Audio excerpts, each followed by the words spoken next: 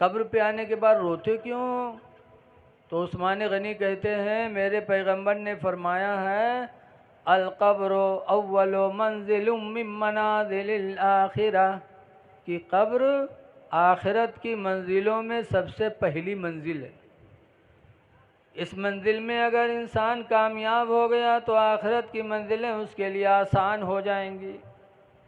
इसलिए मैं रोता हूँ कि खुदा जाने कब्र जो आखिरत की पहली मंजिल है, इस मंजिल में मुझे कामयाबी मिले कि न मिले, इसलिए रोया करता हूँ।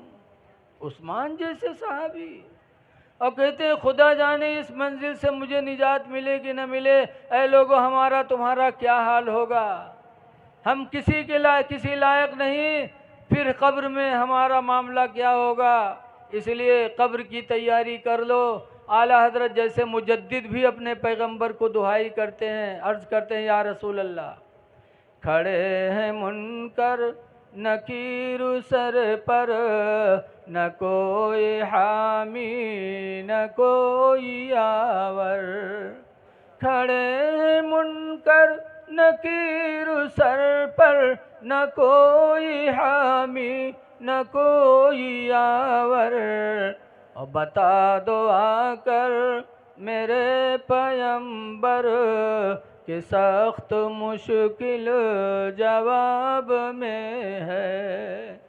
इसलिए कब्र की तैयारी करो, और कब्र की तैयारी के लिए सबसे बुनियादी तैयारी नमाज है। नमाज पढ़े बगैर इंसान अल्लाह रसूल को राज़ी नहीं कर सकता। आज बहुत से लोग अपने आप को आशिक़े रसूल कहते हैं कि हम आशिक़े रसूल हैं, हम मसलके आला हज़रत वाले हैं, और नमाज छोड़ रहे हैं। तो न वो आशिक़े रसूल हैं न मसलके आला हज़रत वाले हैं।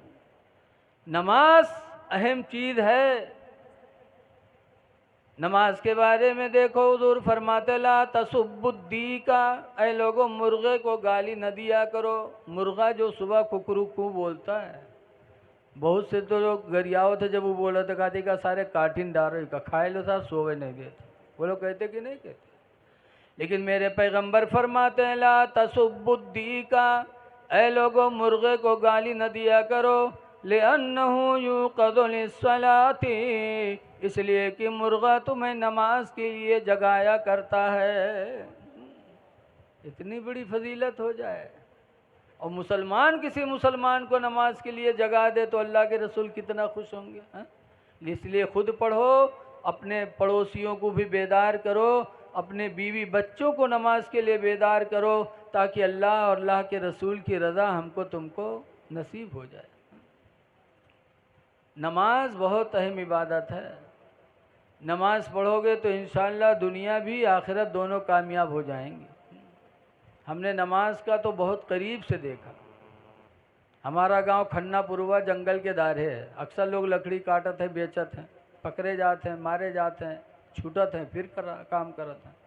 एक दफ़ा हमरे खन्नापुरवा 3 आदमी गए जंगल में लकड़ी काटे, पकड़ गए। रुपैडिया थाना पुलिस लेके गए और थाना में बंद कर दी। तीनों ठोरे बेचारे बैठे। दरोगा जी आए, चाय वाय पी के तो के पट्टा उठाई। जब पट्टा उठाए मारे चले तो मैं एक ठोर बहुत होशियार रहा, बजर से रुमाल बिछा के नियत बांध ली अल्लाह, और 2 ठोर सिधक के बैठे रह गए। उनके ऊपर जुट गए दरोगा जी, उनका दोनों पीटिन। उसके बाद जब उखे लंग बढ़े तो फिर झप से नियत बांध ली, तो लौट के आए बाहर से, फिर उन्हीं दोनों जुट गए। उनका दोनों मारे, उखे लंग बढ़े तो वो सलाम फेरे कि झप से फिर बांध ले।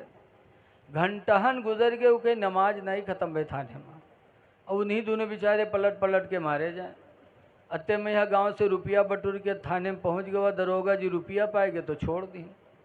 जब छोड़ीन तो तीनों ठोरे आए गांव में यहाँ, तो दोनों का गरियाव में कहा सारे कब के नमाजी हो कराए हो? ये सारे घंटाहन नमाजें नहीं ख़त्म हुए आज थाने में यहाँ। कम से कम थोड़ी देर इका मरती तब तक तो हम लोग सौताए ली, लेकिन अल्लाह जाने कौन नमाज शुरू कर दी, दूसरा घंटाहन के नमाजें नहीं ख़त्म भे हो। बताओ, दरोगा जी के डर से नमाज पढ़ा था तो दरोगा जी के मार से बच गया। अगर खुदा के डर से पढ़ा होता तो दरोगा जी के मार से तो बचता ही, आखिरत में अल्लाह के अज़ाब से भी बच जाता। ऐ लोगो, नमाज तुम्हारे लिए ढाल है, नमाज पढ़ो, सलातो मेराजुल मोमिनीन, नमाज मोमिनों के लिए मेराज है। नमाज पढ़ो, साफ सुथरा रहो, और सबसे ज़रूरी चीज़ है कि माँ बाप को राज़ी रखो। हदीस में है कि माँ बाप को बग़ैर राज़ी किए कोई जन्नत नहीं पा सकता।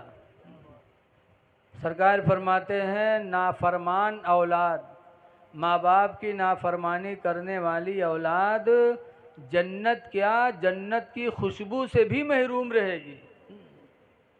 अल्लाह कभी उसे अपनी जन्नत में नहीं आने देगा जो माँ बाप की नाफरमानी करेगा। इसलिए लोगों, माँ बाप की खिदमत करो, जितना हो सके माँ बाप पर खर्च करो।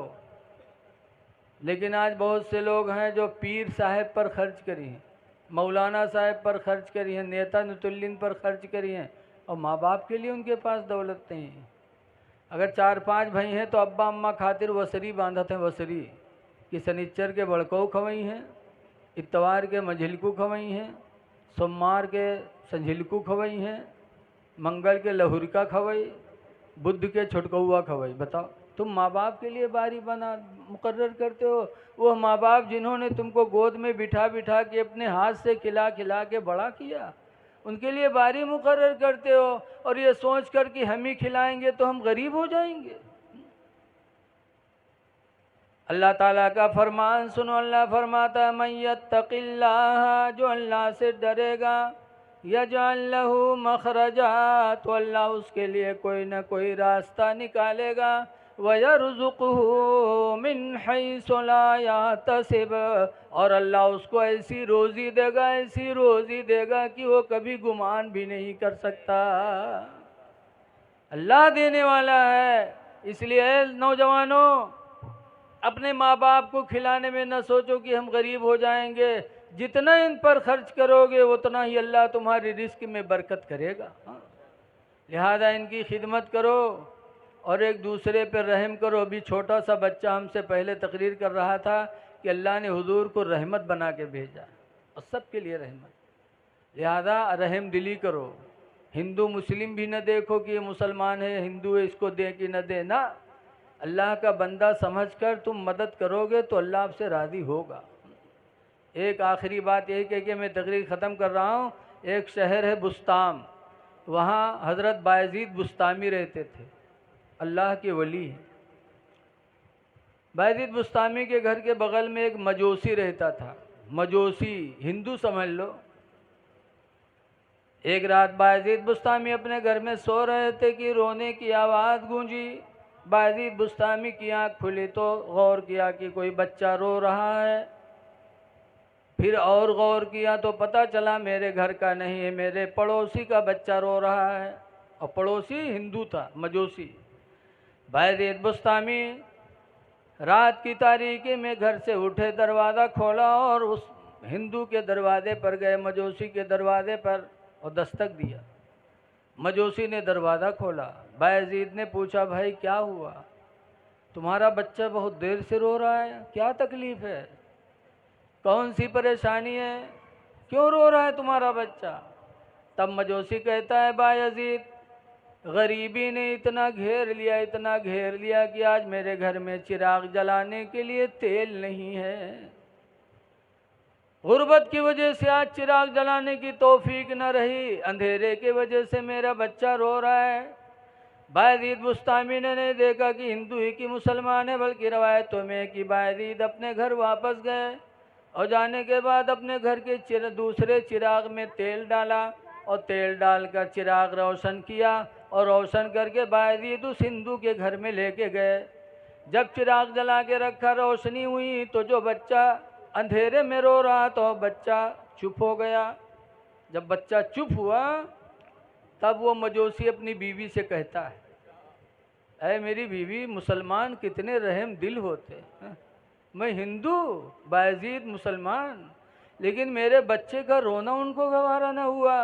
रात की तारीकी में आए, मेरी खैरियत भी पूछी, और उसके बाद चिराग जला के लाए, मेरे घर में रोशनी पैदा किया।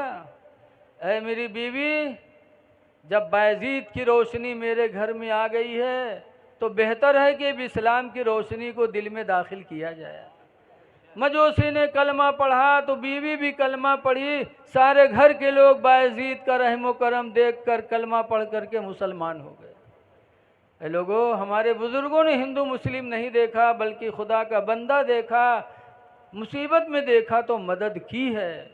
इसलिए आप भी आपस में रहम दिली करो, एक दूसरे के साथ अच्छा बर्ताव करो।